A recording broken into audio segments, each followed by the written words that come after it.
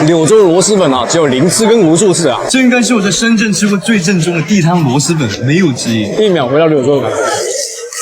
虎皮猪脚，螺蛳粉必备的，这真的很过瘾。搭配一口糖水啊，针叶豆浆加上油条，豆浆跟螺蛳粉也是般配的存在。一个小摊位，麻雀虽小，五脏俱全。南宁炒生料，食材新鲜，锅气十足。然后他们家的料是我目前见过最多的，肉肠、鸡爪、肥肠、炸蛋、荷包蛋，数都数不完。鸡爪2个，刘海带，猪皮一定要。它这边的东西是很多的啊，20多种，1碗1两，2碗2两的三文粉。萝卜干、肉条、腐竹。螺蛳粉里面必须有螺丝肉啊。